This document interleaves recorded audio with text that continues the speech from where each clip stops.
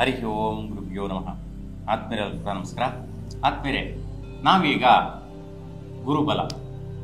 ಗುರು ಬದಲಾವಣೆಯ ವಿಶೇಷವಾದಂತಹ ಫಲಾಫಲಗಳು ಏನು, ಒಳಿತು ಮಾಡುತ್ತಾ ಕೆಡುಕು ಮಾಡುತ್ತಾ, ಯಾವ ರಾಶಿಯವರಿಗೆ ಏನು ಫಲ ಇರುತ್ತೆ ಅನ್ನುವಂತಹ ಒಂದು ವಿಚಾರದಲ್ಲಿ ಮಿಥುನ ರಾಶಿಯವರಿಗೆ ಈ ಒಂದು ಗುರುವಿನ ಪ್ರಭಾವ, ಗುರು ಬದಲಾವಣೆ ಆಗ್ತಾ ಇರ್ತಕ್ಕಂಥ ಪ್ರಭಾವ ಯಾವ ರೀತಿ ಇರುತ್ತೆ ಅನ್ನುವಂಥದ್ದನ್ನು ನೋಡೋಣ. ನೋಡಿ, ಮಿಥುನ ರಾಶಿಯವರಿಗೆ ಗುರು ನಿಮ್ಮ ರಾಶಿಗೆ ಪ್ರವೇಶ ಮಾಡ್ತಾ ಇದ್ದಾನೆ. ಹಾಗಾಗಿ ನಿಮ್ಮ ರಾಶಿಗೆ ಪ್ರವೇಶ ಮಾಡೋದ್ರಿಂದ ಸುಮಾರು 1 ವರ್ಷಗಳ ಕಾಲ ಇರ್ತಾರೆ, ಅಂದರೆ 12 ತಿಂಗಳ ಕಾಲ ಸಂಚಾರ ಮಾಡ್ತಾ ನಿಮ್ಮ ರಾಶಿಯಲ್ಲಿ ಮುಂದುವರಿಯುವಂತಹದ್ದಿರುತ್ತೆ. ಹಾಗಾಗಿ ಏನೆಲ್ಲ ಫಲಾಫಲಗಳು ಮಿಥುನ ರಾಶಿಯವ್ರಿಗೆ ಸಿಗತ್ತೆ ಅಂತ ನೋಡಿದ್ರೆ, ನೋಡಿ, ಗುರು ಬದಲಾವಣೆ ಆಗ್ತಾ ಇರ್ತಕ್ಕಂತಹ ದಿನಾಂಕ ಅಂತಂದ್ರೆ 2025 ಮೇ 14ನೇ ತಾರೀಕಿಗೆ ಒಂದು ಮಿಥುನ ರಾಶಿಗೆ ಅಂದರೆ ಮೃಗಶಿರ ನಕ್ಷತ್ರ 3ನೇ ಪಾದಕ್ಕೆ ಪ್ರವೇಶ ಮಾಡ್ತಾನೆ. ಈ ಒಂದು ಗುರು ಮುಂದಿನ ವರ್ಷ 2026 ಜೂನ್ 1ನೇ ತಾರೀಕುವರೆಗೂ ಕೂಡ ಒಂದು ಮಿಥುನ ರಾಶಿಯಲ್ಲಿ ಸಂಚಾರ ಮಾಡುವಂತಹ ಸ್ಥಿತಿ. ಸುಮಾರು 1 ವರ್ಷಗಳ ಕಾಲ ನಿಮ್ಮ ರಾಶಿ ಪ್ರವೇಶ ಮಾಡಿದ್ದಾನೆ.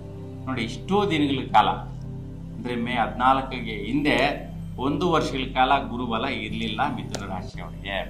ಅಂದರೆ ವ್ಯಯ ಸ್ಥಾನದಲ್ಲಿತ್ತು, ಎಲ್ಲ ಖರ್ಚುಗಳು, ಲಾಸು, ವ್ಯಯ ಕಳ್ಕೊಂಡಿದ್ದೇ ಇತ್ತು ಮಿಥುನ ರಾಶಿಯವರಿಗೆ.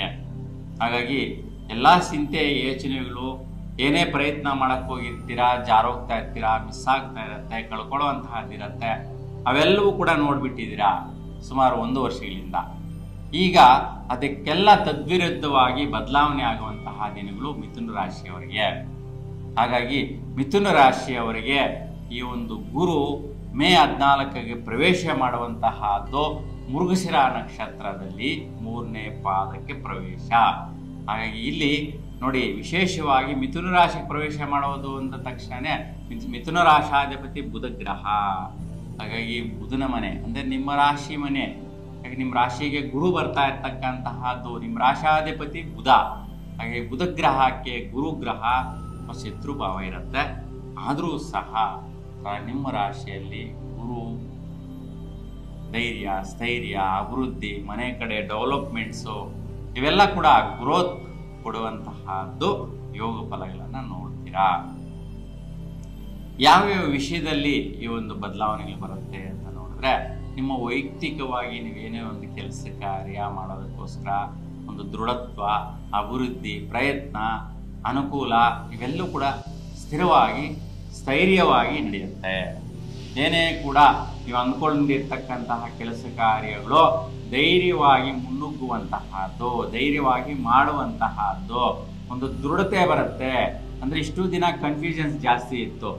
ಅದು ಆ ಬಾಧೆ ಇದೆ, ಈ ಬಾಧೆ ಇದೆ, ಅಲ್ಲಿ ಲಾಸ್ ಆಯಿತು, ಇಲ್ಲಿಗೆ ಲಾಸ್ ಆಯಿತು, ಅದು ಕೈಗೆಟ್ಟಲಿಲ್ಲ, ಇದು ಆಗಲಿಲ್ಲ ಅಂತ ಏನೇನೋ ಮಿಸ್ಟೇಕ್ ಆಗುವಂತಹ ಕೆಲಸ ಕಾರ್ಯಗಳಿತ್ತು. ಆದರೆ ಈಗ ನಿಮ್ಮದೇ ಆದಂತಹ ಒಂದು ದೃಢವಾದಂತಹ ನಿರ್ಣಯಗಳು ತೆಗೆದುಕೊಳ್ಳುವಂತಹ ಒಂದು ಬುದ್ಧಿ ಚಾತುರ್ಯ, ಶಕ್ತಿ ಇವೆಲ್ಲವೂ ಕೂಡ ಯೋಗ ಫಲಗಳು ಸಿಗುತ್ತೆ. ವಿಶೇಷವಾಗಿ ರಾಜಕೀಯ ನೇತರಿಗೆ ಮತ್ತೆ ಬಿಸ್ನೆಸ್ ಮನ್ಸ್ ಯಾರೆಲ್ಲ ಬಿಸ್ನೆಸ್ ಮಾಡ್ತಾ ಇರ್ತೀರಾ, ಫೈನಾನ್ಸಿಯಲ್ ಲೇವಾದೇವಿಗಳು ಮಾಡ್ತಾ ಇರ್ತೀರಾ, ಮೆಡಿಕಲ್ ಡಿಪಾರ್ಟ್ಮೆಂಟ್ಗಳಲ್ಲಿ ಇರ್ತೀರಾ, ಡಾಕ್ಟರ್ಸ್ ಇರ್ತೀರಾ, ಸೊ ಮತ್ತೆ ಈ ಒಂದು ಹಾಸ್ಪಿಟಲ್ನ ಈ ಒಂದು ಇರ್ತಕ್ಕಂಥ ಎಂಪ್ಲಾಯೀಸ್ಗೆ ಎಲ್ರಿಗೂ ಕೂಡ ಅನ್ವಯಿಸುವಂತಹದ್ದು, ಬ್ಯಾಂಕಿಂಗ್ ಸೆಕ್ಟರಲ್ಲಿ ಇರ್ತಕ್ಕಂಥವ್ರಿಗೆ, ವಿಶೇಷವಾಗಿ ಚಾರ್ಟೆಡ್ ಅಕೌಂಟೆಂಟ್ಗಳಿಗೆ ವಿಶೇಷವಾಗಿ ಫಲಾಫಲಗಳು, ಬದಲಾವಣೆಗಳು ಇಷ್ಟು ದಿನ ಇಲ್ಲದೆ ಇರ್ತಕ್ಕಂಥದ್ದು ಈಗ ಇಂಪ್ರೂವ್ಮೆಂಟ್ಸ್ ಸಿಗುತ್ತೆ. ಮತ್ತು ನಿಮ್ಮ ಸ್ವಸ್ಥಾನ ಮನೆ ಕಡೆ ಸ್ವಲ್ಪ ಭೂಮಿ ಬದಲಾವಣೆ ಮಾಡಿಕೊಳ್ಳುವಂತಹದ್ದು, ಅಥವಾ ಭೂಮಿಯಲ್ಲಿ ಏನೋ ಒಂದು ಬೆಳೆಗಳನ್ನ ಬೆಳೆಯುವಂತಹದ್ದು, ಸಸ್ಯರಾಶಿಯನ್ನು ಬೆಳೆಸುವಂತಹದ್ದು, ಇಲ್ಲ ಬಿಸ್ನೆಸ್ ಸ್ಟಾರ್ಟ್ ಮಾಡುವಂತಹದ್ದು, ಪ್ರಾಪರ್ಟಿಯಲ್ಲಿ ವಿಶೇಷವಾಗಿ ಒಂದು ಇಂಪ್ರೂವ್ಮೆಂಟ್ಸ್ನ ಮಾಡಿಕೊಳ್ಳುವಂತಹ ಒಂದು ಭಾಗ್ಯಗಳು ಲಭಿಸುತ್ತೆ. ಮತ್ತು ನಿಮ್ಮ ತಂದೆ ತಾಯಿ ಕಡೆಯಿಂದ ವಿಶೇಷವಾಗಿ ಈಗ ಕೆಲವೊಂದು ಒಂದು ಪ್ರಾಪರ್ಟಿಗಳಾಗಿರ್ಬೋದು, ಬಿಸ್ನೆಸ್ಗಳಾಗಿರ್ಬೋದು, ಒಂದು ವ್ಯವಹಾರಗಳಾಗಿರ್ಬೋದು ನಿಮಗೆ ಕೊಡುವಂತಹದ್ದು, ನಿಮ್ಮ ಹೆಸರಿಗೆ ಬರುವಂತಹದ್ದು, ಮತ್ತು ಅವುಗಳ ಒಂದು ಜವಾಬ್ದಾರಿಗಳು ನೀವು ನಿರ್ವಹಿಸುವ ರೀತಿಯಲ್ಲಿ ಆಗುವಂತಹದ್ದು ನಡೆಯುತ್ತೆ. ನೋಡಿ, ಇಷ್ಟೆಲ್ಲ ಕೂಡ ಒಳ್ಳೆಯ ರೀತಿಯ ಒಂದು ಮೂಮೆಂಟ್ಸು ಸಿಗ್ತಾ ಇದೆ ಅಲ್ವಾ. ಈಗ ಈ ಒಂದು ಗುರು ಯಾವ ನಕ್ಷತ್ರದಲ್ಲಿ ಯಾವ ದಿನಾಂಕಗಳಿಗೆ ಸಂಚಾರ ಮಾಡೋದ್ರಿಂದ ಏನೇನು ಬದಲಾವಣೆಗಳು ಬರುತ್ತೆ, ಈ ಒಂದು ವರ್ಷದಲ್ಲಿಯೂ ಕೂಡ ನೀವು ನೋಟ್ ಮಾಡ್ಕೋಬೇಕಾಗಿರ್ತಕ್ಕಂತಹ ಡೇಟ್ಗಳು ಯಾವುದು, ಆ ನೋಟ್ ಮಾಡಿಕೊಂಡಂತಹ ದಿನಾಂಕಗಳಲ್ಲಿ ಏನು ಚೇಂಜಸ್ ಇರ್ಬೋದು ಅನ್ನೋಂಥದ್ರ ಬಗ್ಗೆ ಕೂಡ ನಾವು ಈಗ ನೋಡೋಣ. ನೋಡಿ, ನಿಮ್ಮ ಒಂದು ಮಿಥುನ ರಾಶಿಗೆ ಪ್ರವೇಶ ಮಾಡಿದಂತಹ ಗುರು ಮೃಗಶಿರ ನಕ್ಷತ್ರ 3ನೇ ಪಾದ 4ನೇ ಪಾದದಲ್ಲಿ ಸಂಚಾರ ಮಾಡ್ತಾ ಇದ್ದಾಗ ತುಂಬಾ ಉತ್ತಮವಾದಂತಹ ಲಾಭದಾಯಕ ಫಲಾಫಲಗಳು ಸಿಗುತ್ತೆ. ಸ್ನೇಹಿತರು ಮತ್ತು ಮಿತ್ರರಿಂದ ವಿಶೇಷವಾದಂತಹ ಫಲನ ನೋಡುವಂತಹ ಒಂದು ಅನುಕೂಲತೆಗಳು, ಒಂದು ಇವರು ಕೂಡ ನಿಮಗೆ ಸ್ಥಿರತ್ವ ಕೊಡ್ತಾರೆ. ಸ್ನೇಹಿತರೆಲ್ಲ ಕೂಡ ಒಂದು ಸಪೋರ್ಟು ಸಹಕಾರ ನೀಡ್ತಾರೆ. ಲಾಭದಾಯಕವಾದಂತಹ ಹಠ ಹಿಡಿದು ಸಾಧಿಸಿ ಲಾಭಗಳನ್ನು ಪಡೆಯುವಂತಹ ಯೋಗ ಬಲ ವೈಯಕ್ತಿಕವಾಗಿ ನಡೆಯುತ್ತೆ. ಈ ಒಂದು ಗುರು ಆರಿದ್ರ ನಕ್ಷತ್ರ ಪ್ರವೇಶ ಮಾಡ್ತಾನೆ ಜೂನ್ 14ನೇ ತಾರೀಕಿಂದ ಆಗಸ್ಟ್ 12ನೇ ತಾರೀಕಿಗೆ. ನೋಡಿ, ಆಗಸ್ಟ್ 12ರವರೆಗೂ ಆರಿದ್ರ ನಕ್ಷತ್ರದಲ್ಲಿ 4 ಪಾದಗಳಲ್ಲಿ ಸಂಚಾರ ಮಾಡ್ತಾನೆ. 1, 2, 3, 4ನೇ ಪಾದ. ಹಾಗಾಗಿ ಈ ಆರಿದ್ರ ನಕ್ಷತ್ರ ರಾಹು ನಕ್ಷತ್ರ ಆಗಿರೋದ್ರಿಂದ ಗುರುಗೆ ಅಷ್ಟೊಂದು ಬಲ ಇರೋದಿಲ್ಲ. ನೋಡಿ, ಅಲ್ಲಿ ಆಕಾಶದಲ್ಲಿ ಸಂಚಾರ ಮಾಡುವಂತಹ ಗುರುಗೆ ಸ್ಟ್ರೆಂತ್ ಇರಲ್ಲ ಒಂದೊಂದು ನಕ್ಷತ್ರದ ಕೆಳಗಡೆ ಸಂಚಾರ ಮಾಡುವಾಗ. ಹಾಗಾಗಿ ಆರಿದ್ರ ನಕ್ಷತ್ರ ರಾಹು ನಕ್ಷತ್ರ. ಹಾಗಾಗಿ ರಾಹು ನಕ್ಷತ್ರ ಅಷ್ಟೊಂದು ಒಳ್ಳೆಯ ಎನರ್ಜಿನ ಬಿಡೋದಿಲ್ಲ ಗುರು ಮೇಲೆ. ಹಾಗಾಗಿ ಆ ಗುರುವಿಂದ ನಿಮಗೆ ಭೂಮಿ ಮೇಲೆ ಇರ್ತಕ್ಕಂಥ ನಿಮ್ಮ ರಾಶಿಗೆ ತಲುಪುವಂತಹ ಒಂದು ಪ್ರತಿಫಲಗಳು ಕೂಡ ನೆಗೆಟಿವ್ ಆಗಿರುತ್ತೆ. ಯಾಕೆಂತಂದ್ರೆ ರಾಹು ಒಂದು ಆಂಟಿ ಕ್ಲಾಕ್ ಸುತ್ತುವಂಥ ಗ್ರಹ, ನೆಗೆಟಿವ್ ಗ್ರಹ, ವೈಪರೀತ್ಯ ಮಾಡುವಂತಹ ಗ್ರಹ, ದುಷ್ಟಗ್ರಹ, ಪೀಡಗ್ರಹ ಅಂತ ಬೈಯುವಂತಹ ವರ್ಡ್ಸ್ ಯೂಸ್ ಮಾಡಿಕೊಂಡು ಹೇಳ್ತಾ ಇರ್ತೀವಿ ಈ ಒಂದು ರಾಹು ಕೇತುಗಳಿಗೆ. ಅಂಥದ್ದು ರಾಹು ನಕ್ಷತ್ರ ಇದು. ಹಾಗಾಗಿ ರಾಹು ಗ್ರಹಕ್ಕೆ ಆದಿ ದೇವತೆ ಬಂದು ದುರ್ಗಾ ಶಕ್ತಿ ಮಾತೆ. ಹಾಗಾಗಿ ಈ ಸಮಯದಲ್ಲಿ ಶಕ್ತಿ ಮಾತಾ ದರ್ಶನ ಮಾಡಿ ಶಕ್ತಿ ದೇವಾಲಯದಲ್ಲಿ ನಿಂಬೆಹಣ್ಣಿನ ದೀಪ ಉದ್ದಿನ ಬೇಳೆ ಬೆಳೆಸೋದ್ರಿಂದ ನಿಮಗೆ ಒಂದು ವೈಪರೀತ್ಯಗಳು ನಿವಾರಣೆ ಆಗುತ್ತೆ. ಇಲ್ಲಾಂದ್ರೆ ವೈಯಕ್ತಿಕವಾಗಿ ತಲೆಮಲಗಳಾಗತ್ತೆ. ಇಂಡಿವಿಜುವಲ್ ಆಗಿ ಹೇಳಿದ ಇಷ್ಟೆಲ್ಲ ನಾನು ಫಲಾಫಲಗಳು ಹೇಳ್ತಾ ಅದರಲ್ಲಿ ಸ್ವಲ್ಪ ಸ್ಟ್ರೆಂತ್ ಇಲ್ದಿರಾಗತ್ತೆ. ಮತ್ತೆ ಬಿದ್ದರೆ ತಲೆಗೆ ಬಿಟ್ಟಾಗುವಂತಹದ್ದು, ಯಾವುದೋ ಅನವಶ್ಯಕವಾದ ವಿಚಾರ ನಿಮ್ಮ ತಲೆ ಮೇಲೆ ಹೊರೆ ಬರುವಂತಹದ್ದು, ಮತ್ತು ಯಾವುದ್ಯಾವುದೋ ಅನವಶ್ಯಕವಾದಂತಹ ಭಾಗ್ಯಗಳಿಗೆ ನಿಮಗೆ ಗೊತ್ತಿದ್ದು ಗೊತ್ತಿಲ್ದಿರ ಹೋಗಿ ಇನ್ವೆಸ್ಟ್ಮೆಂಟ್ ಮಾಡೋದು, ಆ ಭಾಗ್ಯಗಳಿಗೆ ಕೈ ಹಾಕುವಂತಹದ್ದು, ಆ ಭಾಗ್ಯಗಳನ್ನ ಪಡೆಯೋದಕ್ಕೋಸ್ಕರ ಅಲ್ಲಿಗೆ ಹೋಗಿರ್ತೀರಲ್ಲ, ಅಲ್ಲಿ ಒಂದು ಯಾವುದೋ ಒಂದು ಕೇಸು ಕೋರ್ಟು ಹೆಚ್ಚಿನ ಒಂದು ಟೆನ್ಷನ್ಗಳಿಗೆ ಸಿಕ್ಕಾಕೊಂಡ ಈ ರೀತಿ ಅನವಶ್ಯಕವಾದ ತಲೆನೋವು ಬರುವಂತಹದ್ದಿರುತ್ತೆ ಮಿಥುನ ರಾಶಿ. ಹಾಗಾಗಿ ಈ ಒಂದು ಡೇಟ್ನ ನೀವು ನೋಟ್ ಮಾಡಿಕೊಂಡು ಇಂತಹ ವಿಚಾರಗಳೇನಾದರೂ ನಿಮ್ಮ ಮುಂದೆ ಬಂತು ಅಂದರೆ ಮಾಡದಿರ ಸುಮ್ಮನೆ ಇರುವುದು ಉತ್ತಮ. ಇಲ್ಲ ಅಂತಂದರೆ ಈ ನಾನು ಹೇಳಿರ್ತಕ್ಕಂಥ ವಿಚಾರಗಳು ಖಂಡಿತವಾಗಿ ಕೂಡ ಕಾಣಿಸ್ಕೊಳ್ಳುತ್ತೆ.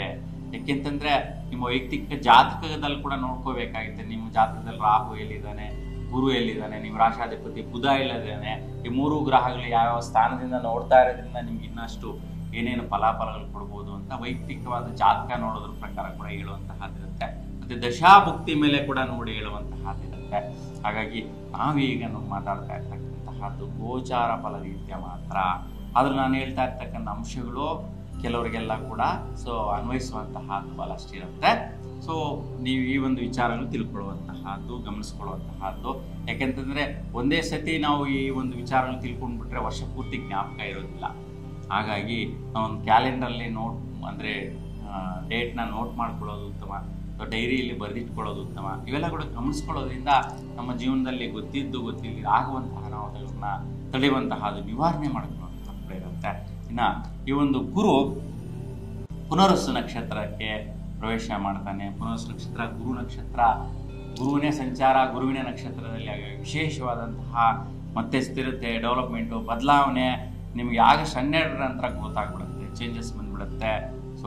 ಒಂದು ಅಂದರೆ ವಿವಾಹ ಆಗದಿರತಕ್ಕಂಥ ವಿವಾಹ ಆಗುವಂತಹ ಅವರು ವೃತ್ತಿಯಲ್ಲಿ ವಿಶೇಷವಾದಂತಹ ಸ್ಥಿರತೆ, ಡೆವಲಪ್ಮೆಂಟ್ಸ್, ಬದಲಾವಣೆ ಬಂದುಬಿಡುವಂತಹದ್ದು ಕೂಡ ಬಂದ್ಬಿಡುತ್ತೆ. ನೋಡಿ ಎಷ್ಟು ಚೇಂಜಸ್ ಬಂದ್ಬಿಡುತ್ತೆ ಒಂದು ಈ ಗುರು ಒಂದು ಬದಲಾವಣೆ ಆಗ್ತಾ ಇರ್ತಕ್ಕಂಥ ಸಮಯಗಳನ್ನ ನೋಡಿದಾಗ.